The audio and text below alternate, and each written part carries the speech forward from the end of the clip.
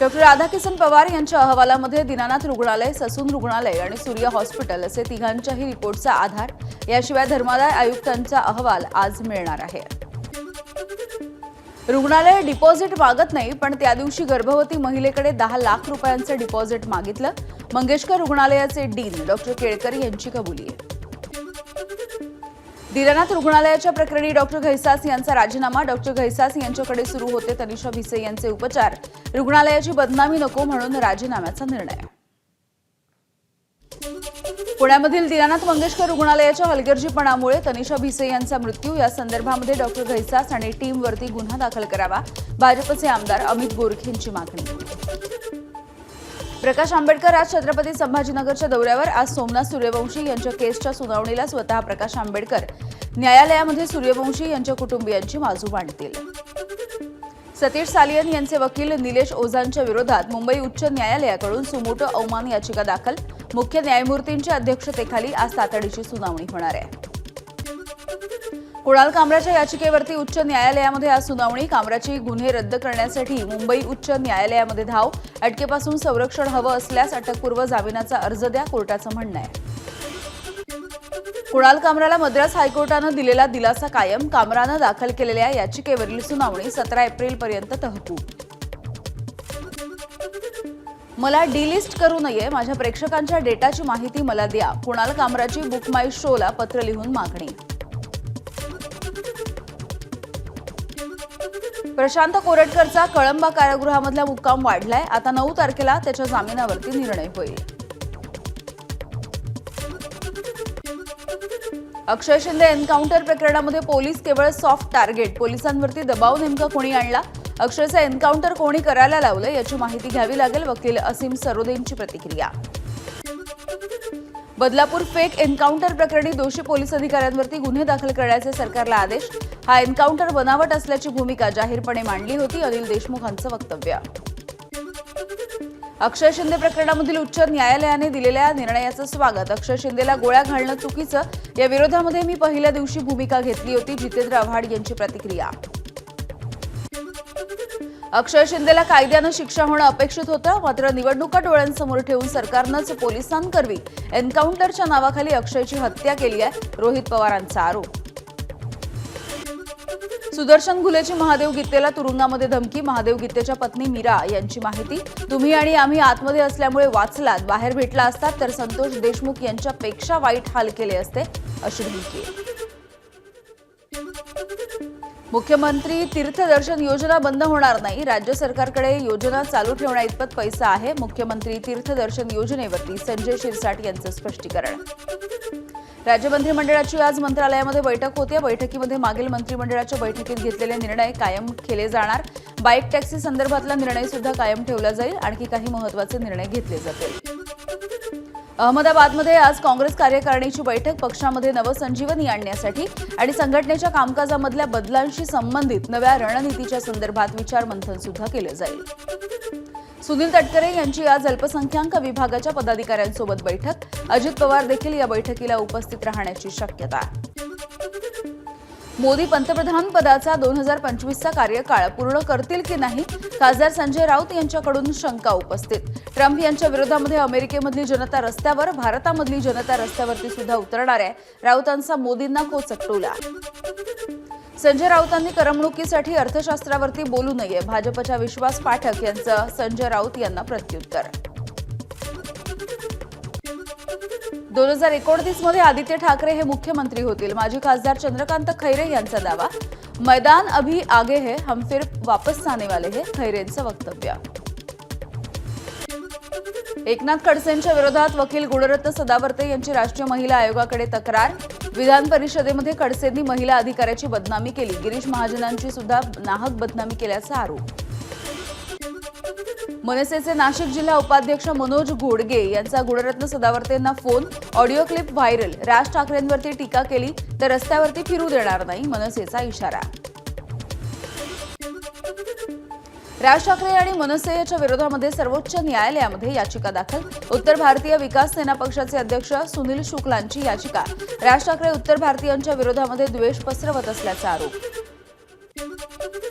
मंत्री जयकुमार गोरे यांच्या खंडणीच्या प्रकरणामध्ये राष्ट्रवादी शरदचंद्र पवार पक्षामधील अजित पवार ताब्यात. खंडणी प्रकरणाच्या तपासामध्ये पोलिसांना सापडले सीडीआरमध्ये अजित पवार यांचे कॉल डिटेल्स. ट्रम्प यांच्या टॅरिफ बॉम्बमुळे जगभरामधला शेअर बाजार गडगडलाय. सोन्याचे भाव सुद्धा कमी झालेत. भारतीय सराफा बाजारामध्ये सोन्याचा दर 1,500 रुपयांनी घसरलाय. 87,940 रुपये प्रति तोळा सोनं विक्रीला जात आहे. गेल्या 48 तासांमध्ये चांदीच्या भावामध्ये प्रति किलो 15,000 रुपयांची घसरण झाली आहे. 2 दिवसांपूर्वी 1,04,000 रुपये प्रति किलो असलेली चांदी आज 91,000 रुपये प्रति किलोने विकली जाते आहे. घरगुती गॅस सिलेंडर 50 रुपयांनी महागलाय. उज्ज्वला योजनेमधला सिलेंडर आता 550 रुपयांवर तर बिगर उज्ज्वला योजनेचा सिलेंडर 853 रुपयांवर. केंद्रीय पेट्रोलियम मंत्री हरदीप सिंग पुरी यांची माहिती. पेट्रोल डिझेल महागणार नाहीये. उत्पादन शुल्क वाढलं तरी सुद्धा दर वाढणार नाहीत. पेट्रोल आणि डिझेलवरती 2 रुपये अतिरिक्त उत्पादन शुल्क. उत्पादन शुल्कामधली वाढ ही तेल कंपन्या भरणार आहेत. टॅरिफच्या वादामुळे कच्च्या तेलाचे भाव घसरल्यामुळे पेट्रोल 51 रुपये आणि डिझेल 41 रुपये दरानं विकावं. काँग्रेसचे प्रदेशाध्यक्ष हर्षवर्धन सपकाळ यांची मागणी. मनमोहन सिंग यांच्या काळामध्ये 70 रुपये पेट्रोल 45 रुपये डिझेल विकलं. सपकाळ यांची माहिती. मार्केट मास्टर नावानं प्रसिद्ध असलेल्या विजय केडिया यांचं नवं गाणं. अमेरिकेने लावलेल्या टॅरिफवरती विजय केडिया यांच्याकडून विडंबन.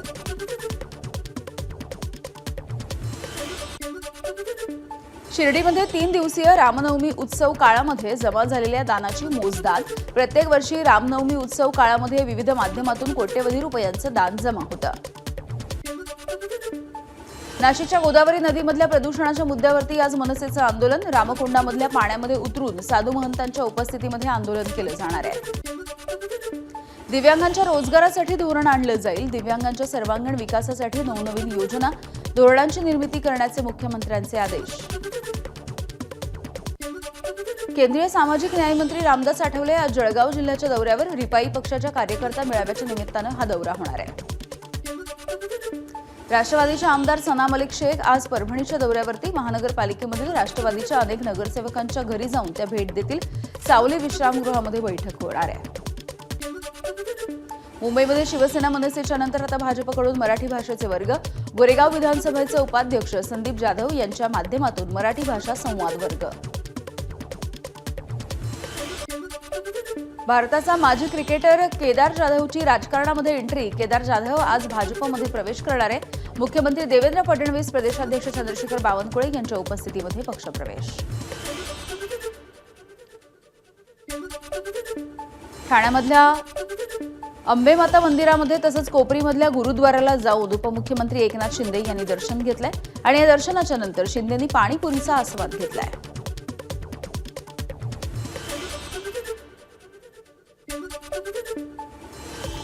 पुणे शहर निरीक्षकपदी नेमणूक झाल्याच्या नंतर सतेज पाटील यांनी पुण्यामधल्या काँग्रेस भवनमध्ये आढावा बैठक घेतली आहे. लोकशाहीसाठी विधानसभा अध्यक्षांनी विरोधी पक्षनेता निवडण्याचा निर्णय घेणं गरजेचं आहे, सतेज पाटील यांचं वक्तव्य. अमरावतीमधल्या पाणी पुरवठ्याच्या संदर्भात नागरिक संतापले. महाराष्ट्र जीवन प्राधिकरणामधल्या अधिकाऱ्यांची बैठक रवी राणा यांनी घेतली आहे. सुरळीत पाणी पुरवठा करा अन्यथा कारवाईला सामोरे जा, राणांचा इशारा. उद्या ठाण्यामध्ये पाणी पुरवठा सकाळी 9 ते रात्री 9 वाजेपर्यंत बंद राहणार आहे. ठाण्यामधल्या पिसे ते टेमघर मुख्य जलवाहिनीवरच्या अनधिकृत नळ जोडण्या खंडित करण्यासाठी हा पाणी पुरवठा बंद राहील. हिंगोली शहराला 3 दिवसांनी पाणी पुरवठा होतोय. नागरिकांना टँकरनं पाणी विकत घ्यायची वेळ आली आहे. सिद्धेश्वर धरणामध्ये 55% इतका पाणीसाठा सध्या शिल्लक आहे. अकोलेकरांना पाणी कपातीच्या संकटाला सामोरं जावं लागणार. 2 दिवसांच्या आड होणारा पाणी पुरवठा आता 4 दिवसांच्या नंतर होणार आहे. सोलापूरमधल्या कुचनगर परिसरामध्ये गढूळ पाण्याचा पुरवठा. अळ्यायुक्त पाण्यामुळे नागरिक संतापले. कमी दाबानं पाणी पुरवठा होत असल्यामुळे नागरिक हैराण झाले आहेत. केंद्र सरकारने कांद्यावरील 20% निर्यात शुल्क हटवल्यावरही कांद्याच्या भावामध्ये अपेक्षित वाढ नाही. मनमाडमधील कांदा उत्पादक बॅकफुटवर. विक्री करण्यापेक्षा कांदा चाळीमध्ये भरून ठेवण्यासाठी कांदा उत्पादकांचं प्राधान्य. विदर्भामध्ये उन्हाची झळ कायम. विदर्भामधील मुख्य जिल्ह्यांमधलं तापमान हे 42 अंश सेल्सिअसच्याही पार गेलंय.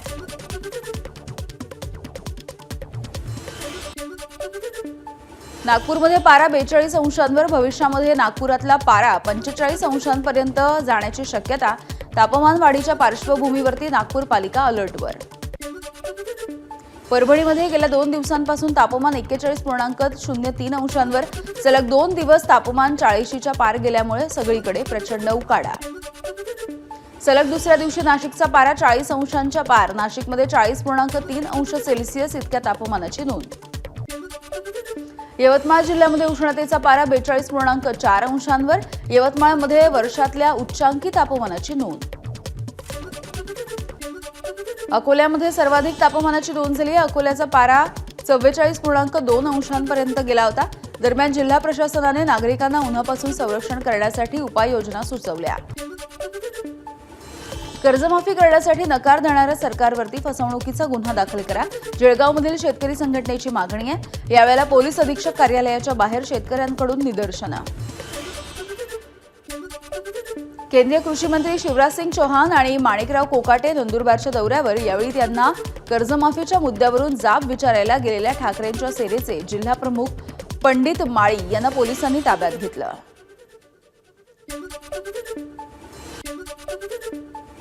रायगडमधल्या म्हसळामधील गौरांग गायकर याच्या मृत्यूप्रकरणी शिंदेंची सेना आक्रमक. हलगर्जीपणा करणाऱ्या डॉक्टरांवरती कठोरात कठोर कारवाई करण्याची शिंदेंच्या शिवसेनेची मागणी. ठाणे महानगरपालिकेच्या हद्दीमध्ये मातीची बेकायदेशीर वाहतूक, ठेकेदारांवरती गुन्हे दाखल. महसूल मंत्री चंद्रशेखर बावनकुळेंच्या आदेशानं कारवाई. मधुमेहाच्या आजारामध्ये कोल्हापूर जिल्हा राज्यामध्ये प्रथम क्रमांकावर. जिल्ह्यातील नागरिकांचं आरोग्य बिघडल्याचं सर्वेक्षणामधून समोर. हायपरटेन्शन आणि मधुमेहाच्या रुग्णांची संख्या वाढली. सोलापूर कृषी उत्पन्न बाजार समितीची निवडणूक बिनविरोध करण्यासाठी तयार. काँग्रेसचे माजी आमदार दिलीप माने यांची प्रतिक्रिया. शेतकऱ्यांच्या मालाला भाव मिळावा, समितीमधील भ्रष्टाचार रोखावा हे प्रमुख मुद्दे असल्याची माहिती. लोककलावंत आणि तमाशा कलावंतांसमोरील आव्हानांचा अभ्यास करण्यासाठी समिती स्थापन व्हावी. सांस्कृतिक कार्यमंत्री अॅडव्होकेट आशिष शेलार यांची घोषणा. आशिष शेलार यांच्याकडून पश्चिम विभागामधल्या 74 रस्त्यांच्या सिमेंट कॉन्क्रीट पॅसेजच्या कामाची पाहणी. अतिरिक्त आयुक्त बांगर तसंच पाणी खात्याचे अधिकारी सुद्धा उपस्थित होते. परभणी शहरामधल्या रस्ते भूमिगत गटार योजना मार्गी लागणार आहे. शहरामधील सर्व अतिक्रमणे टप्प्याटप्प्याने काढणार. पालकमंत्री मेघना बोर्डीकर यांची माहिती. भिवंडीच्या आतकोलीमध्ये स्थानिकांचं धरणे आंदोलन. ठाणे महानगरपालिका कचरा आतकोली गावाजवळ डंप करायला सुरुवात केली आहे आणि त्यामुळे नागरिक संतापले आहेत. न्यू इंडिया बँकेमधल्या गैरव्यवहाराच्या प्रकरणामध्ये नवा ट्विस्ट. गैरव्यवहाराला हितेश मेहता जबाबदार. बँकेचे माजी उपाध्यक्ष हिरेन भानू यांचा आरोप. घोटाळा समोर आल्याच्या नंतर परदेशात पळून गेल्याचा हिरेन भानू यांच्यावरती आरोप आहे.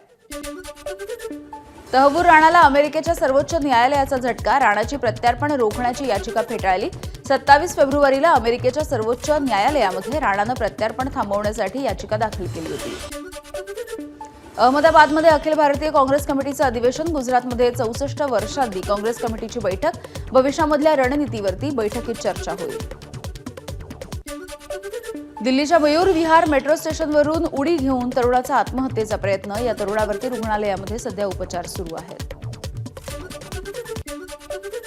प्रसिद्ध चित्रपट दिग्दर्शक, लेखिका आणि आयुष्मानची पत्नी ताहिरा कश्यपला पुन्हा एकदा कर्करोग. ताहिराने स्वतः एका इंस्टाग्राम पोस्टच्या माध्यमातून या संदर्भातली माहिती दिली आहे. वानखेडे स्टेडियमवरती 10 वर्षांनी मुंबई विरुद्ध बंगळुरूचा विजय. हार्दिक तिलकची वादळी खेळी मात्र व्यर्थ. अटीतटीच्या लढतीमध्ये मुंबईचा 12 धावांनी पराभव.